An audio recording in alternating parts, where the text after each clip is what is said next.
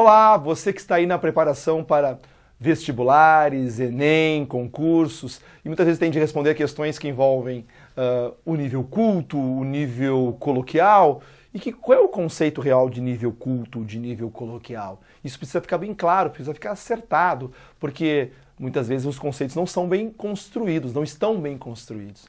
Então, para estudar isso, nós precisamos verificar os níveis de linguagem.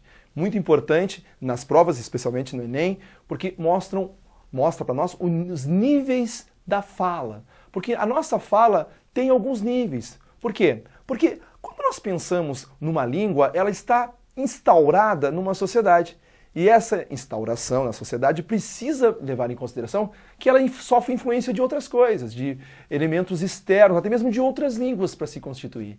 E a língua, para ficar viva, para se manter, precisa disso. Esse é um conceito que nós temos que ter, que a língua é a identidade cultural de um povo e que ela tem a sua transformação. Ela vai se transformando com o tempo.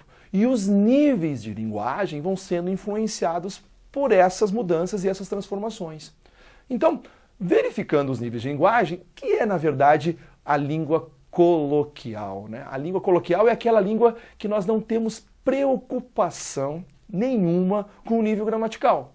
Simplesmente é aquela língua fluente, espontânea, que nós falamos em diversos ambientes, né?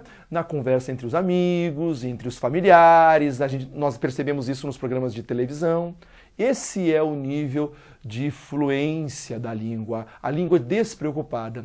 Não podemos associar que na língua coloquial nós temos de ter um erro gramatical. Não, nós temos de pensar que é a seleção que o falante fez. Qual é normalmente a seleção que o falante faz para aquele tipo de frase, aquele tipo de construção que ele precisa utilizar, naquele ato comunicativo?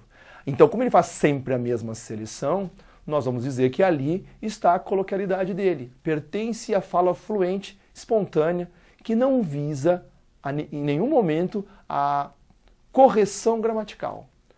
Quando se fala em nível culto, daí nós temos uma mudança nesse padrão. Por quê? Porque nível culto é aquele nível ensinado na escola. O nível culto tem de obedecer às normas gramaticais porque é um ambiente mais formal, diferente da língua coloquial, que é um ambiente informal. Como eu tenho que me fazer entender por todos e esse ambiente exige mais rigor, nós vamos pensar que o nível culto vai sempre obedecer à gramática normativa.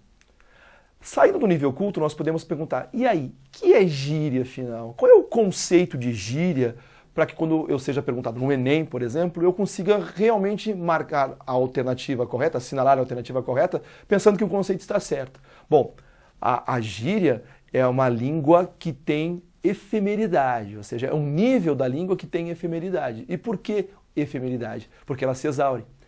Um grupo, o conceito mesmo de gíria é que um grupo se fecha e utiliza determinados vocábulos, algumas construções de frase em relação à sintaxe, para que seja marcado quem é esse grupo e não seja invadido, e não seja percebido nem entendido por outras pessoas. Então essa forma de defesa faz esse grupo criar uma identidade, que depois que esse grupo se desfizer, não tiver mais contato, esse nível da língua vai se perder, vai se exaurir, vai acabar. Então o nível gíria é um nível efêmero e que é uma forma de criar uma identidade de um grupo pensando na defesa, pensando numa atitude defensiva. Um nível bem menos preocupado com esse rigor todo que a gente conversou sobre o nível culto é o nível vulgar. Por quê? Porque o nível vulgar está ligado a grupos que não têm instrução. As pessoas não tiveram acesso à instrução, utilizam a língua como aprenderam, de uma forma só muito falada, não há muita leitura, portanto não conhecem o nível com maior rigor, nem precisam desse nível, ficam naquele grupo de pessoas que utilizam só aquela língua. Então, para esse grupo de pessoas, essa língua se comunica bem, conseguem executar o ato comunicativo, mas não tem preocupação nenhuma com o nível culto, porque não conhecem o nível culto.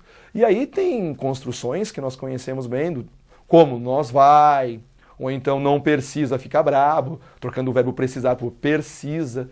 Isso vai acontecer. Uma parte muito rica que nós temos para identificar no Brasil, que é um país continental, né, e vertical como o nosso, é a parte que fala sobre a linguagem regional.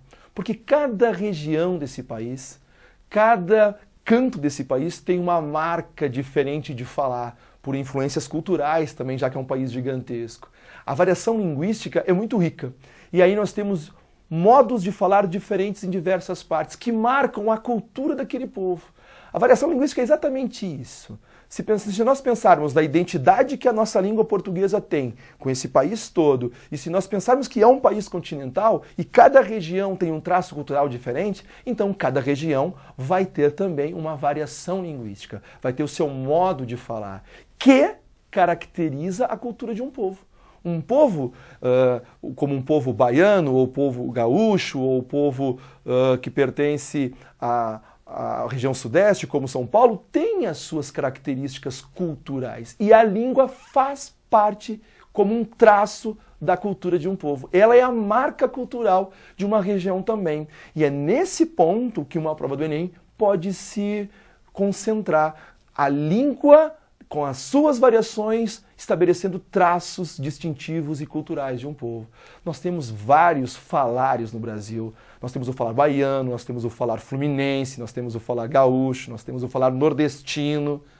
Nós temos alguns falares, e esses falares contribuem para formar a riqueza cultural que é o nosso país. Bom, essa era a dica sobre variação linguística, sobre níveis de linguagem. E espero que você tenha gostado, que tenha contribuído para a sua formação e que você agora consiga fazer uma boa prova. Valeu, até a próxima!